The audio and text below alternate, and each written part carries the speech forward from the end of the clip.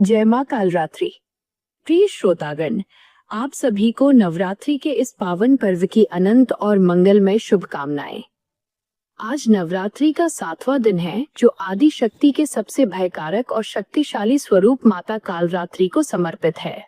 ये केवल एक तिथि नहीं है, बल्कि हमारी आध्यात्मिक यात्रा का वह गहन पर्व है, जहां हम अपने भीतर के अंधकार, अज्ञान और भय पर विजय प्राप्त करना सीखते हैं।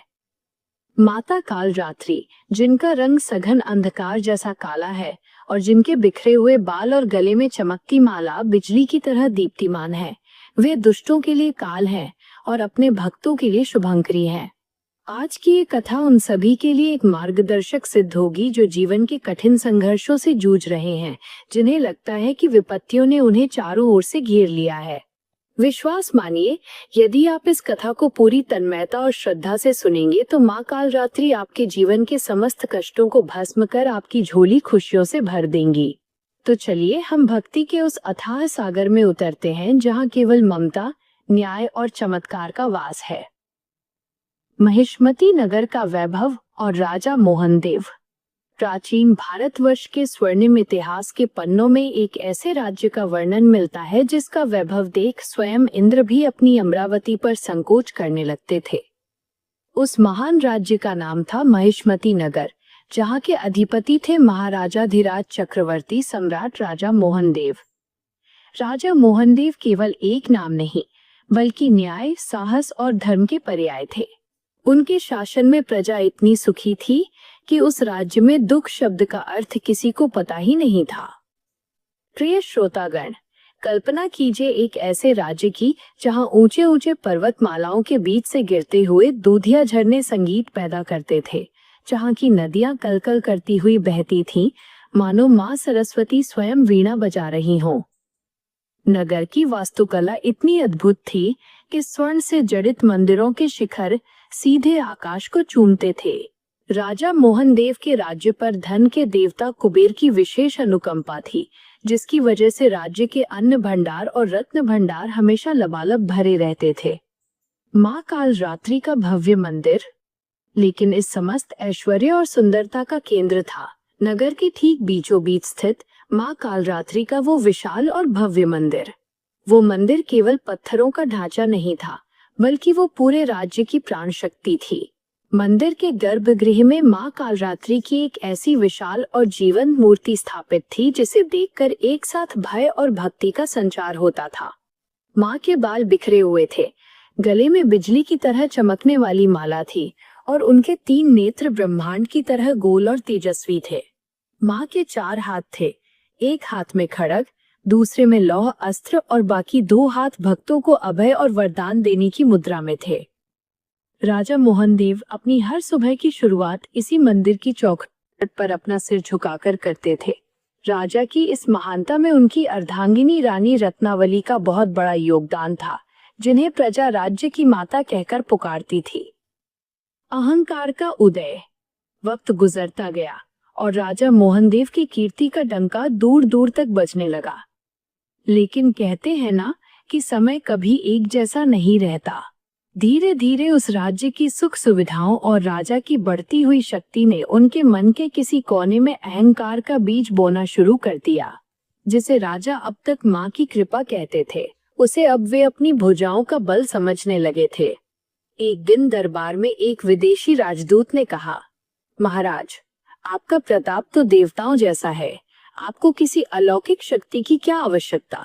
यह बात राजा के मन में घर कर गई। जो राजा पहले हर सांस में माँ कालरात्रि का नाम लेते थे, अब उनकी बातों में मैं और मेरा शब्द ज्यादा आने लगे। उन्होंने मंदिर जाना कम कर दिया और यहाँ तक कह दिया, क्या एक पत्थर की मूर्ति मेरे राज्य की रक्षा करेगी? मेरी तलवार और सेना ही असली रक्षक है।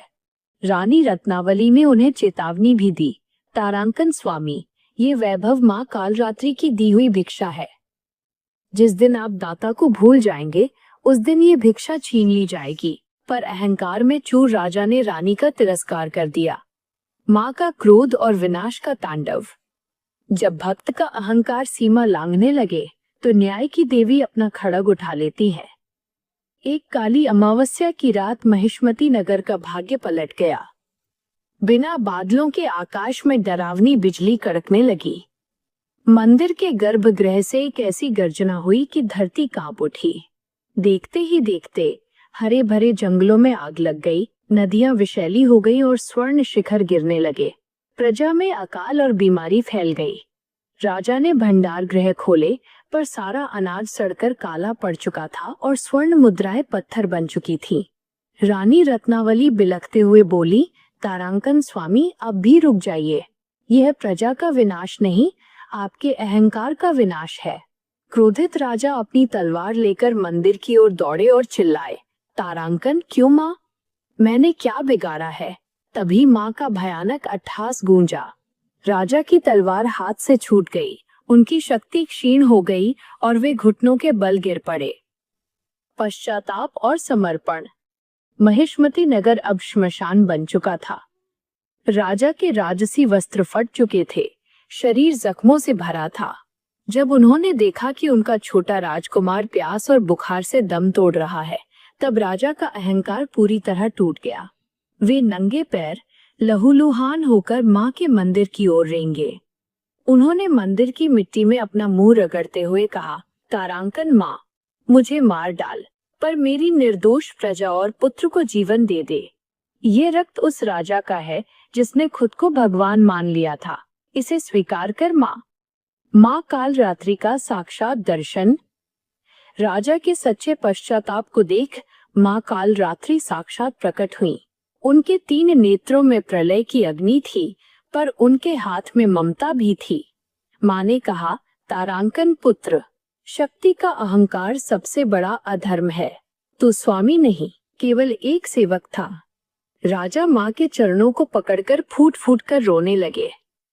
मां ने उन्हें आदेश दिया कि यदि वे अपनी आत्मा की आहुति, अहंकार का त्याग देने को तैयार हैं, तो सब ठीक हो सकता है। जैसे ही राजा का अहंकार भस्म हुआ, एक चमत्कार हुआ। स्वर्ण धूल फिर से चमकने लगी, नदियां निर्मल हो गईं और मरते हुए लोग फिर से जी उठे। उपसंहार और संदेश। राजा मोहनदेव अब सम्राट नहीं, मां के सेवक बन गए थे। उन्होंने नगर के द्वार पर लिखवाया, शक्ति वही है जो सेवा करे, अहंकार वही है जो सर्वनाश करे। मां कालरात्रि ने वरदान दिया कि जो भी भक्त नवरात्रि के 7वें दिन इस कथा को पूरी श्रद्धा से सुनेगा, मां उसके जीवन के हर संकट को भस्म कर देंगी। प्रिय श्रोतागण, हमें उम्मीद है कि आपके अपने चैनल भक्ति अनमोल विचार की ये प्रस्तुति आपके हृदय को छू गई होगी। यह कथा हमें सिखाती है कि हमारे भीतर की बुराइयां ही असली असुर हैं और मां कालरात्रि उन्हीं का वध करती हैं। अगर आपको राजा मोहनदेव और मां कालरात्रि की ये दिव्य कथा पसंद आई हो, तो इस वीडियो को लाइक जरूर करें और अपने मित्रों के साथ शेयर करें। हमारे चैनल भक्ति अनमोल विचार को सब्सक्राइब करना न भूलें। तो दोस्तों, आज की हमारी कथा आपको जरूर पसंद आई होगी। अगर कथा पसंद आई हो तो हमारे चैनल भक्ति अनमोल विचार को सब्सक्राइब करें, वीडियो को लाइक करें और ज़्यादा से ज़्यादा शेयर करें। अंत तक जुड़े रहने के लिए धन्यवाद। जय माता दी।